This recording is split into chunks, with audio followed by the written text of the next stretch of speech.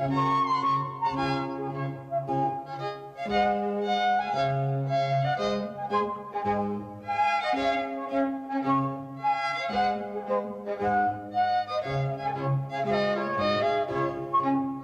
início do século XIX, a amizade entre Portugal e Inglaterra já tinha 500 anos, a mais duradoura aliança entre dois países. Parceiros no comércio navegavam juntos contra os piratas e os inimigos. Aqui na cidade de Portsmouth, no sul da Inglaterra, chegou uma princesa portuguesa que se casou com um rei inglês. E daqui mesmo saíram navios com homens e notícias que guiaram os rumos de Portugal e do Brasil.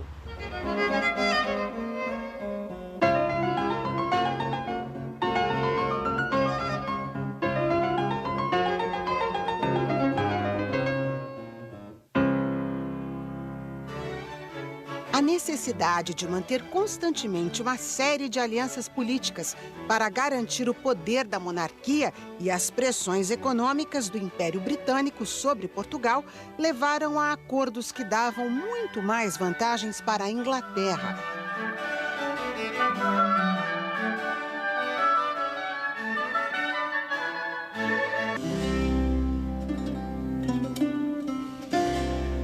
Em 1703, pelo Tratado de Methuen dos Panos e Vinhos, a Inglaterra passou a exportar lãs e tecidos manufaturados para Portugal. Em troca, os portugueses mandavam para lá o vinho do Porto. As primeiras feitorias inglesas se instalaram nessa região e o vinho passou a ter denominações em inglês.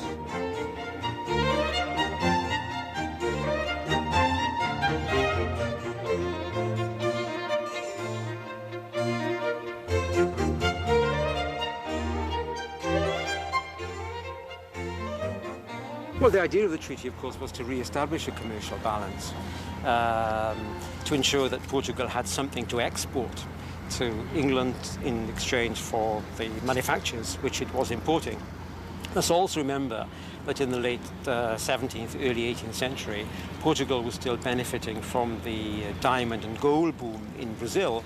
So again, for England, Portugal seemed to be a very strong commercial partner at this period, not simply because of the market in Portugal, but of course because of the Asia connections, but especially the wealth that was flowing from Brazil to Portugal and financing enormous numbers of imports into Portugal, into the Portuguese world. But for Portugal, the wine trade was a step in rebalancing trade. Depois da instalação das feitorias inglesas, que exportavam os vinhos do Porto para o Império Britânico e também para outros países, o Marquês de Pombal saiu em defesa do vinho e das terras lusitanas. Mandou cercar as encostas do Rio Douro com estes marcos de pedra. Nasceu assim a primeira região demarcada de vinhos do mundo, como também a Real Companhia do Douro e do Porto, que pertencia ao rei e ao próprio Marquês. A Companhia Vinícola existe até hoje e conserva o nome de Real. De sua velha adega foram confiscados pelos invasores franceses centenas de barris de vinho do Porto, que era considerado um revigorante físico na época, para o próprio Napoleão e seus soldados levarem nas batalhas. Para o Brasil, a consequência do Tratado dos Panos e Vinhos foi um retorno ao passado. A colônia, que possuía uma pequena indústria de tecelagem, teve as máquinas destruídas por ordem da coroa portuguesa. Em terras brasileiras, só se podia fabricar o algodão mais grosseiro, que vestia os escravos. Portugal não perdeu tanto. Mesmo com o Tratado de Methuen, conseguiu ter uma balança comercial com superávit em relação à Inglaterra, que era grande consumidora de vinhos e não comercializava com a França. A balança se inverte. E os ingleses, que sempre se acostumaram a ver as moedas vindo de Portugal para a Inglaterra, agora com espanto diziam, isto é uma espécie de fenômeno, porque as moedas começaram a voltar. Então, uma coisa incrível em Portugal, moedas cunhadas com efígie de reis portugueses e que saíam de Portugal e foram para a Inglaterra, elas começaram, como aves de arribação, a voltar para Portugal.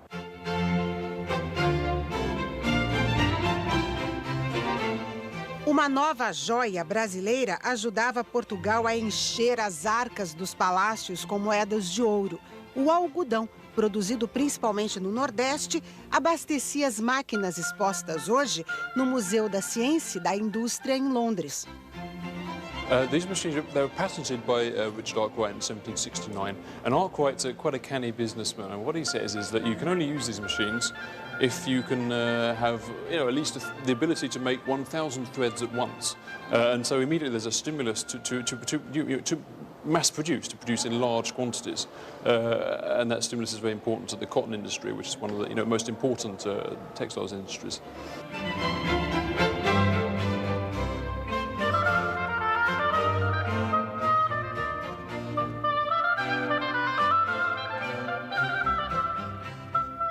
O acesso direto a esta preciosa matéria-prima brasileira era fundamental para os ingleses. A transferência da corte portuguesa e a abertura dos portos no Brasil deram o impulso que a Revolução Industrial aqui na Inglaterra precisava na hora certa, quando novas máquinas aceleravam o processo industrial. Além do mais, foi um duro golpe nas fábricas de tecido francesas, que por alguns anos não puderam importar o algodão brasileiro.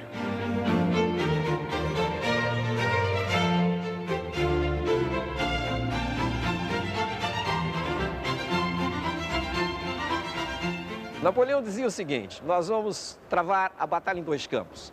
Ele se dirige a um industrial francês que se chama Oberkampf e diz: olha, travamos uma batalha no campo militar e no campo industrial. No campo militar sou eu e no campo industrial é você.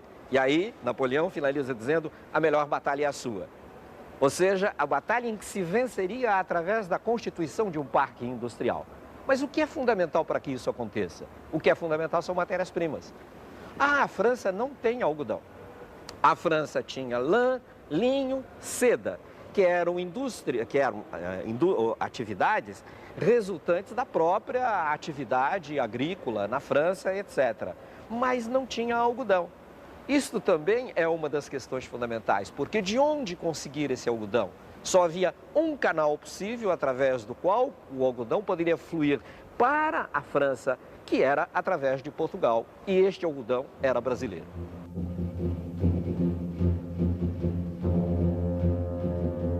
Para garantir esta guerra no campo da economia, a Inglaterra convocou a maior companhia do mundo naquela época. A empresa responsável pela construção e manutenção de 800 navios. No início do século XIX, a Royal Navy tinha as maiores máquinas de guerra do planeta cortando os oceanos. E o poder de fogo delas sempre esteve a serviço da expansão do comércio britânico. A Inglaterra espera que cada um cumpra o seu dever, gritava o almirante Nelson a bordo do navio Victory, em 21 de outubro de 1805. O navio que liderava a frota britânica está totalmente preservado, como era no dia do encontro, com a esquadra formada por inimigos franceses e espanhóis juntos em Trafalgar, na costa da Espanha. 820 marinheiros estavam no Victory, entre eles aliados de outros países. We know from the records, the accounts of the people who were on board ship, that actually you had, I think, 64 Portuguese people fighting on the British side at the Battle of Trafalgar. We know actually on board Victory there was one Portuguese man and also one Brazilian man. Nesta cabine, o almirante Nelson, comandante de toda a frota britânica e outros oficiais, planejaram o esquema da Batalha de Trafalgar. O Victory liderava a esquadra inglesa. 27 navios divididos em duas colunas quebraram a linha inimiga, formada por 33 navios franceses e espanhóis. Enquanto avançavam no início do confronto, os canhões ingleses não podiam atirar. 1 hora após o começo da batalha, um atirador de elite, no alto do mastro de um navio francês, disparou o tiro que acertou o ombro do almirante Nelson. A batalha continuou por mais 4 horas. Com a falta de ventos e a confusão na fumaça, os ingleses levaram vantagem depois de conseguir disparar os canhões com maior rapidez do que os adversários.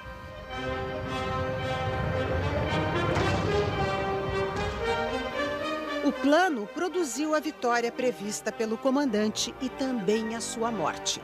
Com os recursos disponíveis, alguns aparelhos e remédios que cabiam numa maleta como esta, o cirurgião do navio Vitória tentou salvar Horácio Nelson. Ele morreu sabendo que tinha cumprido o seu dever. O almirante recebeu muitas homenagens. É o herói da estátua, no alto da Praça Trafalgar, em Londres. Acabou com a estratégia da França para invadir a Grã-Bretanha. Desenhos divulgados na época mostravam balsas gigantes que poderiam transportar milhares de soldados franceses pelo Canal da Mancha até a ilha. Planos que naufragaram na Batalha de Trafalgar. Com seus navios destruídos, Napoleão desistiu de confrontos no mar. A Batalha de Trafalgar é decisiva, porque essa é uma batalha que decide quem serão os senhores dos mares. A partir daí, os senhores são os ingleses. Isso equivale a dizer que para os franceses só há uma alternativa, que é aquela famosa frase de Napoleão: eu quero conquistar o mar pelo poderio da terra. Como é que se conquista o mar pelo poderio da terra? Bloqueando o continente europeu para as mercadorias inglesas. Com isso, haveria uma primeira consequência, que era provocar uma crise econômica na Inglaterra de proporções sociais talvez incomensuráveis para a época. Após o bloqueio continental decretado por Napoleão em Berlim em novembro de 1806, a Inglaterra intensifica a pressão sobre Portugal. É a rainha dos mares que pode proteger a corte e o regente até o novo mundo, o novo mercado consumidor. Also, there were promises that if the British gave protection to the Portuguese, in return the Portuguese would open the ports for British shipping, which was a crucial prerequisite for the British, because since the blockade, the continental blockade imposed by Napoleon the year before, the commercial situation in Britain had deteriorated, and there were problems in the manufacture sector, there were strikes, there were many people unemployed, and Britain was desperate for some outlet to its manufacturing base. Ora, Portugal pretendeu manter uma posição de neutralidade. O que acontece é que a neutralidade tornou-se impossível, porque havia a ameaça de ocupação de Portugal por Napoleão. Ora, os ingleses desenvolveram uma operação em setembro de 1807, 2 meses e meio antes da fuga da corte portuguesa para o Brasil. Os ingleses atacaram um país neutro, a Dinamarca. Foi um grande escândalo, mesmo em Inglaterra. E atacaram a Dinamarca para intimidar a família real portuguesa e para mostrar que, se a família real não fugisse para o Brasil, sofreria a mesma operação. Isto é, eles bombardearam Copenhaga, sequestraram e confiscaram os navios da armada dinamarquesa e trouxeram-nos para a Inglaterra. Esta operação foi em setembro de 1807. Numa convenção secreta aqui em Londres, em 22 de outubro de 1807, ficou acertado que Portugal declararia guerra contra a Inglaterra. Foi uma declaração para francês ver, uma tentativa de adiar o avanço das tropas de Napoleão na Península Ibérica. O principal objetivo era impedir que os navios e as colônias portuguesas caíssem nas mãos dos franceses. E se Dom João não cumprisse o que estava prometido, ou seja, a transferência da corte portuguesa para o Brasil, um plano inglês já estava pronto.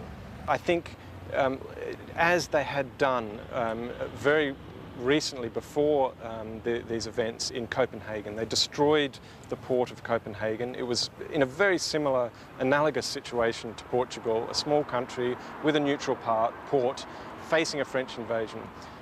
So they would have destroyed the port, and I think, and I read in some of the archives here in London, not about this period, but about 2 years before this period, the British were thinking of mounting an invasion on Rio de Janeiro. So there are in the archives some suggestion that they would have forcibly tried to open the Brazilian market as they had tried to open the Spanish-American market with invasions on Buenos Aires.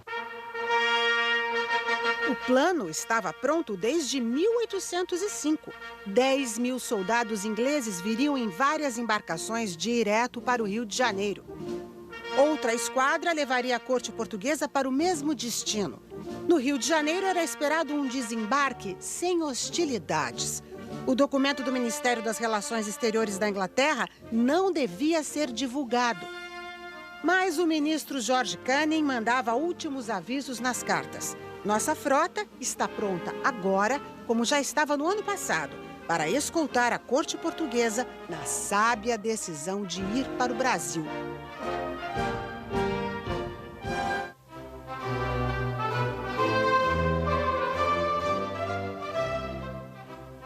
Outro fator para que Dom João tomasse a decisão de reforçar as alianças com o Império Britânico, aceitar o apoio dos ingleses e partir para o Brasil foi o acordo que Napoleão costurou no Castelo de Fontainebleau com o embaixador da Espanha, um negócio que beneficiaria os dois.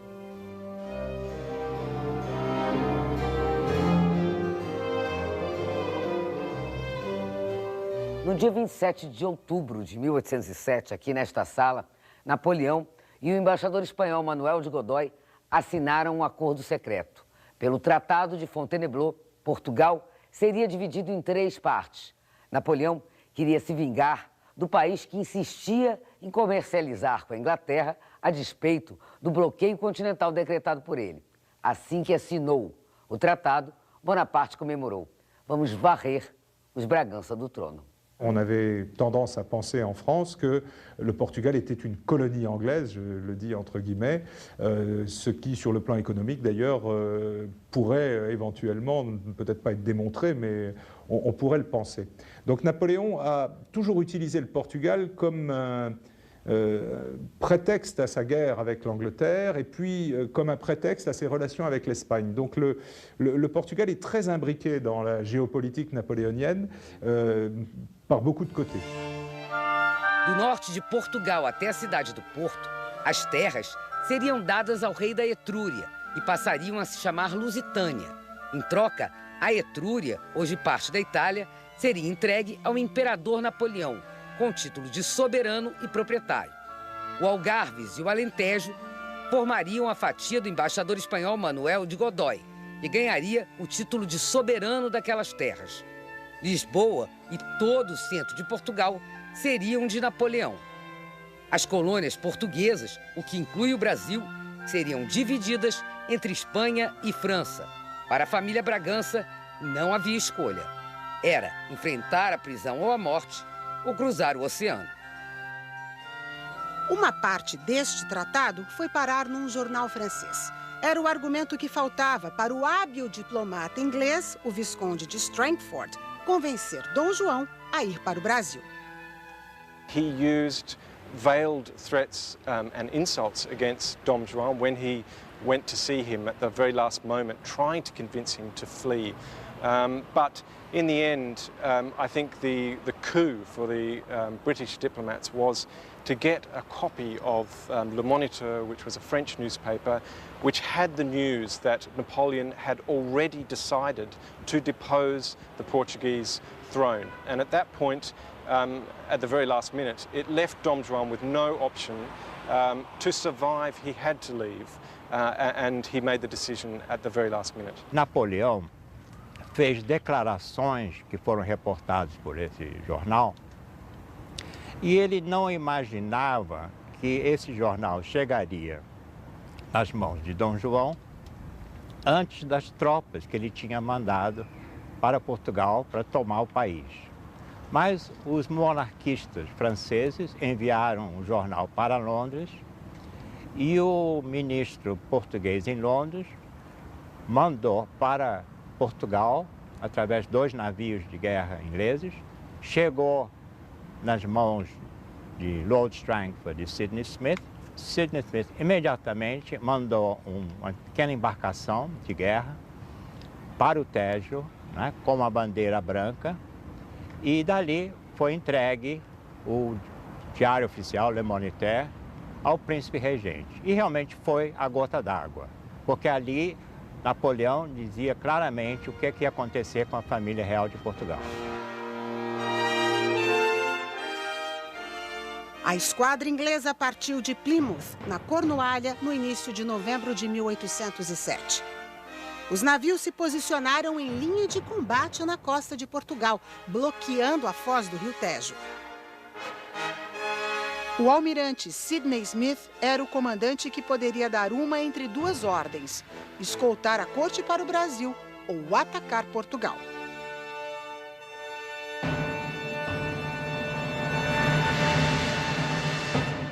E desde a longa data que a coroa estava preparada para a eventualidade de ter que partir, mantendo-se fiel àquilo que era a sua aliança estratégica, que era a aliança com a Inglaterra, e que eu creio que foi a opção, sem dúvida nenhuma, mais correta na altura. O governo francês exigia a ruptura de Portugal com a Inglaterra, mas, obviamente, Portugal não poderia romper com a Inglaterra porque simplesmente havia o dado político de que a Inglaterra controlava os mares. Ora, Portugal vivia basicamente da sua estrutura colonial, no Brasil, na África e na Ásia. Então não fazia o menor sentido atender a exigência de Napoleão e romper com a Inglaterra.